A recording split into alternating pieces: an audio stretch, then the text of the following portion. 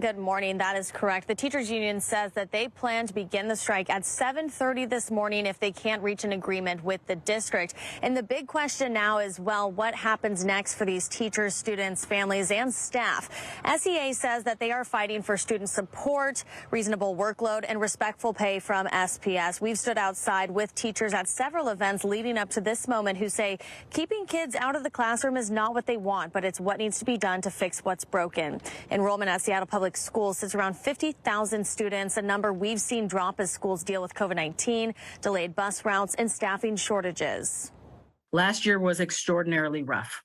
I've been with Seattle Public Schools for 8 years, and I've never seen a year like it. We are often the lifeline for a lot of families, for a lot of mental health resources, social work services, physical health. And the last time Seattle teachers went on strike was back in 2015. Since then, the district says pay has gone up. Seattle Public Schools says they've offered legal mediation in an effort to reach a contract, but the offer was declined by the union. And we know that until school is back in session, until an agreement is reached and teachers go back to the classroom, Seattle Public Schools says they will be providing free packed lunches to students. We have those details up on our website where you can pick those up now. And Hannah, what is the district telling parents this morning? Well, other than those free lunches, the district is sending out messages. They posted online last night a video from the superintendent. And coming up live at 5:30, we'll have more from his reaction. I'll send it back to you in the studio. There will be no school in the Eatonville School District either. Teachers hold true to their word, starting their strike this morning. The union voted last week, deciding to hold out and not return for the first day of classes, which were supposed to start today. Educators demanding better pay, smaller class sizes, and more student support. The district issued a statement last night apologizing to families for the inconvenience and informing them that schools will remain closed for the duration of the strike. In the Kent School District, no agreement reached during Tuesday's bargaining session, meaning the 9th day without classes there. The start of the new school year was originally planned to start on August 25th, but the teachers rejected a proposal offer for a 2-year contract on September 1st.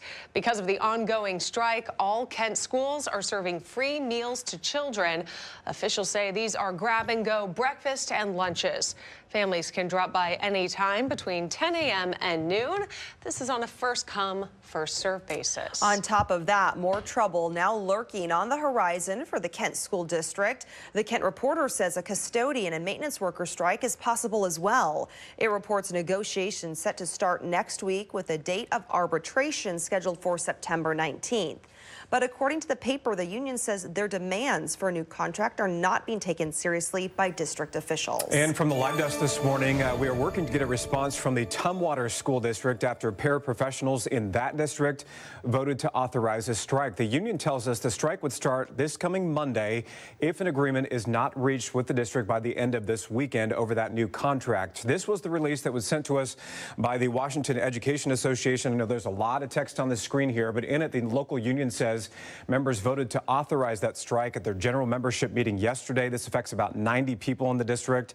The union says paraprofessionals simply don't make a living wage, adding that with 25 vacant positions, the district is in danger of losing even more paraprofessionals. That current paraprofessional contract expired.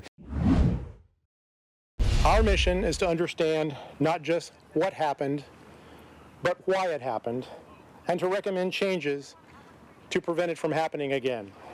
Now at 11, we're learning from federal investigators they still have not found the float plane that went down Sunday with 10 people on board. Search teams are using sonar, but the wreckage is in deep water and the exact location remains elusive. Here's a look at now at some of the people who were on that plane. Investigators believe everyone on board died. KOMO's Joel Marino joins us live tonight with what comes next to determine the cause of the crash. Joel? Well, recovering the seaplane is essential, Marion Preston. Investigators, they don't know if the aircraft is mostly intact or scattered in pieces across the bottom, but analyzing that wreckage, that'll help them understand what went wrong. 100 feet below the surface is where a GO team from the National Transportation Safety Board is focusing its search for the downed seaplane. We feel confident that the wreckage will be located, but at this point, that effort is still underway. The aircraft was headed from Friday Harbor to Renton on Sunday, but 35 minutes into the flight, witnesses say the plane took a nosedive and slammed into Puget Sound. The NTSB says early evidence seems to confirm that catastrophic flight path. We have some indications that that's the case. There's some indication of that in the data. While some debris was initially recovered, sonar equipment has yet to pinpoint the fuselage. The NTSB says once it is found, they'll have a better idea of how to bring it to the surface. How it will be recovered will depend in part on what the condition of the aircraft is or what condition of the wreckage is, and then also where it's located. There is no indication the pilot radioed a distress call or activated an emergency beacon. The NTSB says it's not likely the aircraft carried a flight data recorder or so-called black box. So recovering the wreckage is their best way to learn what went wrong to prevent future crashes. I want to express our most sincere condolences to the family and friends of the victims of this terrible tragedy. Eric, and these families have massive voids that can never be filled. They never expected, not in a million years, that a tragedy like this would happen to them. But they want the whole world to know how much these victims were so loved. There's a lot of sadness and shock. It's hard. Without warning or a chance to say goodbye, family and friends are left processing an unfathomable loss. 10 loved ones on board a seaplane that went down in Mutiny Bay. For years, Morgan Lee was friends with Ross Mickle, a beloved winemaker whose family says was on the plane with his pregnant wife, Lauren Hilty, and their 23-month-old son, Remy. Ross was a very talented winemaker, of course, but I think much more important than that, he treated people with respect. He loved his family, and I think, we can all agree we need a lot more of that in the world. At a local grocery store, the Ross Andrew wine was sold out as news of the tragedy spread. The last 24 hours have basically just been shock. PLU professor Amy Young called Ross a friend since the 2nd grade. He spoke at her class last year. He was a bright, shiny light for people. He was a good friend. He was a kind person. In Spokane, the community is honoring Sandy Williams, a civil rights champion who started the Carl Maxey Center to empower the Black community. We have lost a visionary and a voice, and that's a hole in our hearts that can't be filled. Also being honored, 29-year-old Seattle attorney Gabby Hanna. Her heartbroken parents told me she was so bright, so funny, and warm. And 60-year-old Joanne Mira, a successful business owner in San Diego. Her family remembers her as the best mom, wife, sister, and friend, all who left a legacy their loved ones will carry forward. Pay attention to the people that you love.